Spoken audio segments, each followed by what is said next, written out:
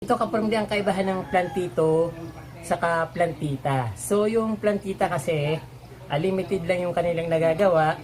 Yung plantito medyo siyempre mas marami nagagawa. Although yung idea pareho lang naman. Kaya nga lang yung mga plantita hindi masyadong nagagawa yung gusto nila. Katulad nito, medyo yung mabibigat na nagawain. So hindi nila masyadong tuunan ng pansin. Kasi although alam nila yon, kaya lang hindi nila kayang gawin. Ayun, the difference between plantito and plantita.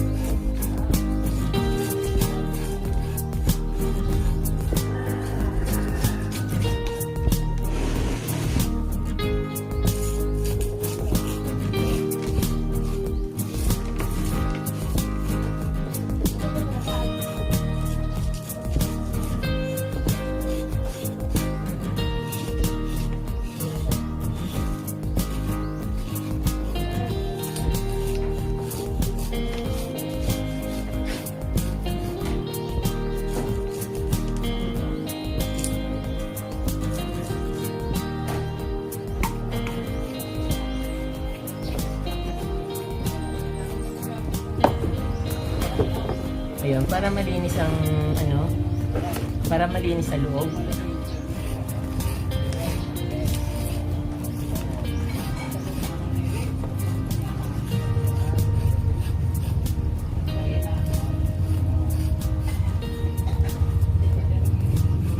Kitang paru-paro kulay puti.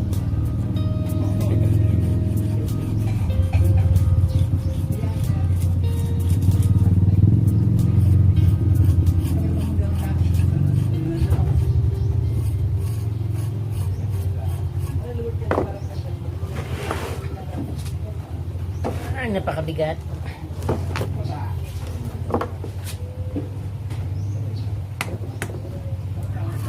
So, ito kaparang ang kaibahan ng plantito saka plantita. So, yung plantita kasi limited lang yung kanilang nagagawa. Yung plantito medyo siyempre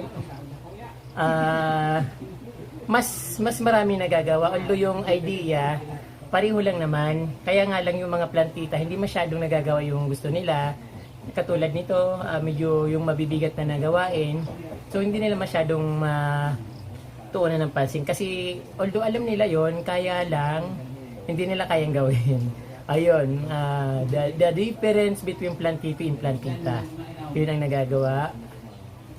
Yun ang kaibahan.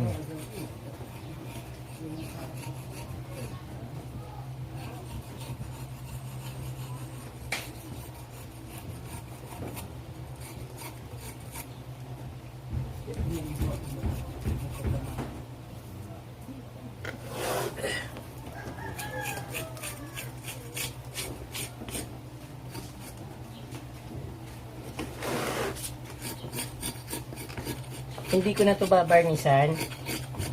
Kaya inaano ko yung tinatanggal ko yung pinaka balat niya. Hindi naman yung talagang balat lahat kasi yung pinaka balat niya dikit pa eh. Mahirap tanggalin.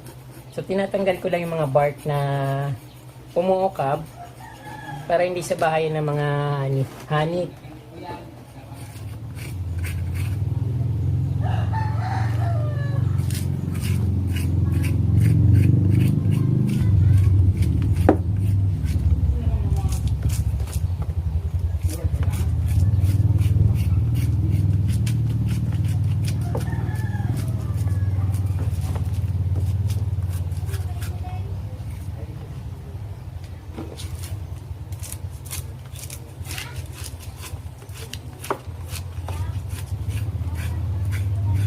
Pwede na siyang ipasok sa loob.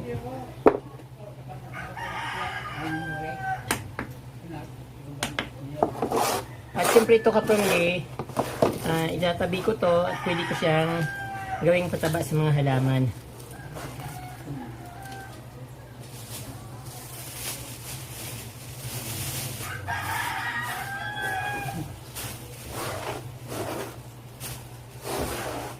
Supog ng bulok ito, mas magandang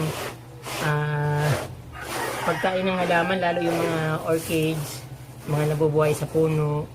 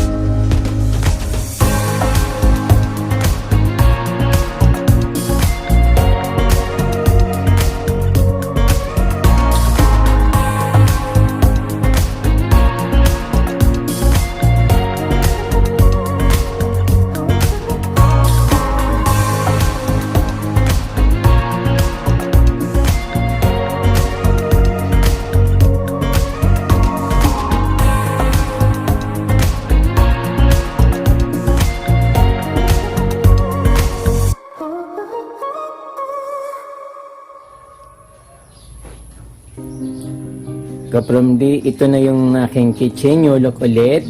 At syempre, yung ginagawa kong kahoy dito na ito, yung nakita nyo na dati. So, ito yung ginawa ko. Nilagyan ko siya ng halaman sa itaas. So, syempre yung gusto ko kasi yung variegated na plants na medyo kulay puti. So, yung kulay nito is match sa cortina na ginawa ko. Yung hindi ko to ginawa pala, binigay ito ng nanay ko kasi nagagalit siya sa akin kapag walang cortina yung kwarto ko kasi kitang-kita raw ako natutulog sa loob kaya nilagyan kong cortina. So, ayan na ibigay ni nanay. Tapos ito kapag yung kahoy na ginagawa ko, yung tinatanggal ko yung dumi at napakaganda niyang tingnan dito sa loob ng kubo. Kaimito siya, bali binili ko siya ng 50 pesos bawat isang putol dun sa kapitbahay ko. Kaya yan, maganda siyang tingnan dito sa loob ng kubo. Malinis siya. Pero hindi ko na tinanggal yung pinaka-bark niya or yung balat niya kasi mahirap tanggalin kapag hindi pa siya tuyo. So okay lang naman kahit may balat kasi talagang yung mapifeel mo yung talagang kahoy siya. Hindi siya fake. Ayan. So yung halaman, syempre bagay siya dito sa loob kasi yun ang pinakagusto ko, yung variegated na kulay green. Ay, kulay green na may white. But yung pagka-variegated niya Kapromdi, parang nag-ano rin siya, may pagka-green din. Siguro nahawa na rin sa gitna niyan. Pero alam ko kasi puti lang yan eh. Pero naging ano siya, green, white, parang ganun. Parang nag-neon din siya. Ayan yung kahoy na ginawa ko. At dito naman, syempre palagi akong may ano dito, snake plant sa loob. Minsan nilalabas ko rin sila. Then, itinanggal ko na yung pink na ano dito na mga halaman kasi medyo madilim siya, although maganda naman tingnan. Kaya pinalitan ko ng spider plant, a kind of spider plant. So hindi ko alam kung anong klaseng variety ito, pero ano siya, spider plant. Din ito katulad din ng yung variegated dun sa kanto na ginawa, nilagay ko. At ito, yun. Yung gusto nyo Kapromdi na hindi ito ratan, pero anong tawag ba dito? Hindi ko nga rin alam tawag dito kung anong klase siya, but hindi siya ratan. Pero ang pagkakaalam ko dyan, yung tawag namin kasi dyan salop. Dito sa amin dito sa Bicol, salop siya. Ayan. Then, syempre yung, yung bao na pinipinturahan ko. Ito, nilagyan ko siya ng coins. Ayan. Kahit ano naman pwedeng ilagay dito. Pag gusto kong malakas na music, nalalagay ko dito yung cellphone ko para masarap pakinggan kasi nagiging siya, buong buo yung tunog at nagiging sound booster. Ayan, 4 coins, napakalaki ng bao na to. At yung yung nilagyan ko rin yung bao rin siya ng niyog. Yung puwet ng niyog, yung di ba yung ito, pag biniyak mo siya, yung sa likod niya, yun ang ginagawa. Yung sa pinakabuntot niya. Kasi dito sa harap, kapag binutas mo, nagkakabasag-basag yung yung bao. Kasi may siya dito, 3 mata, di ba?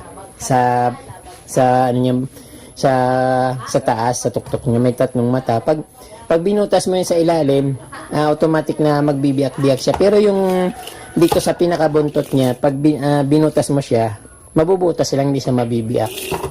Yan ang technique doon.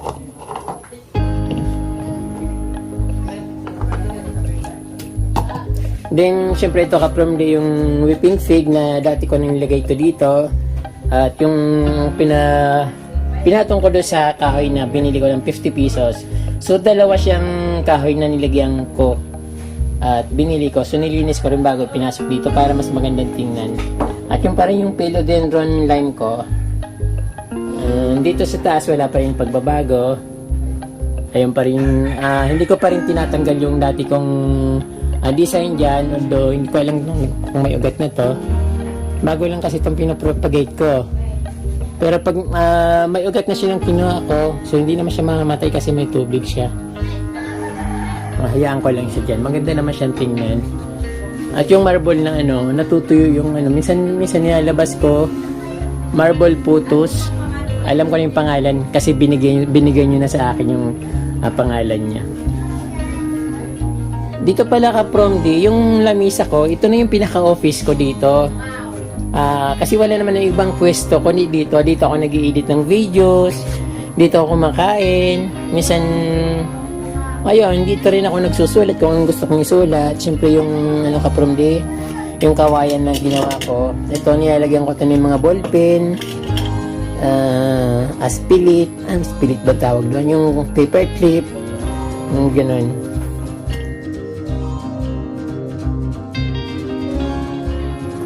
Siyempre hindi ko naman nakakalimutan si Ma'am Raquel kasi binigay niyo ito sa akin. So marami ito eh.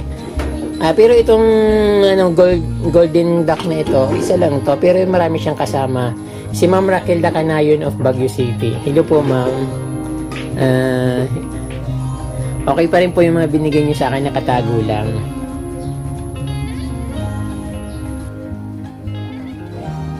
At ito syempre kapag yung mga pinipinturahan ko pa na ay yung nilagyan ko ng varnish na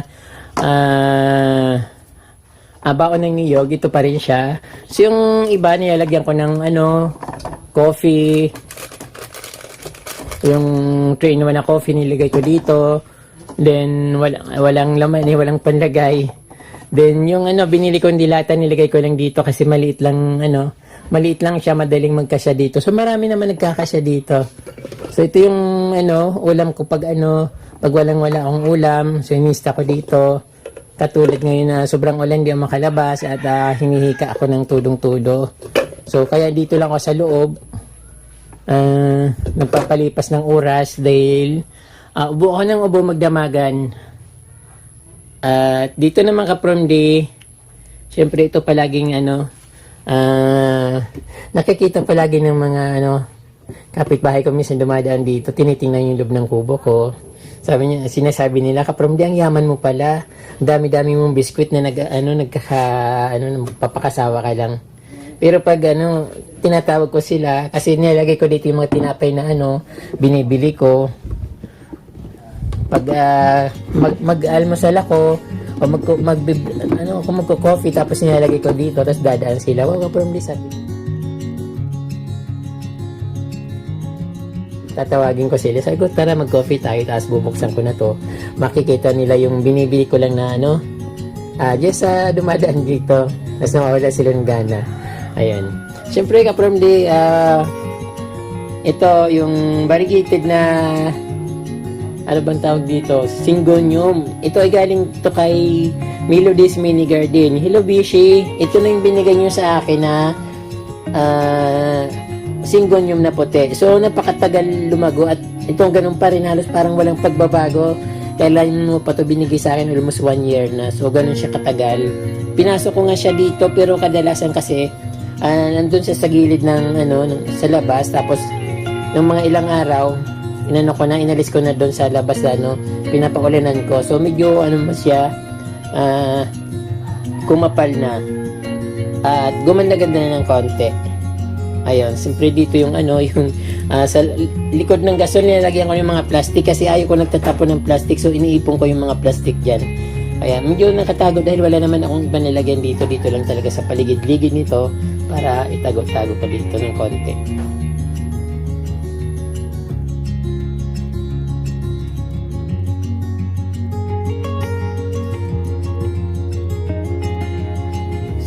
Ayan po mga ka-Promdi, nakita nyo naman yung bagong ayos dito sa akin kusina.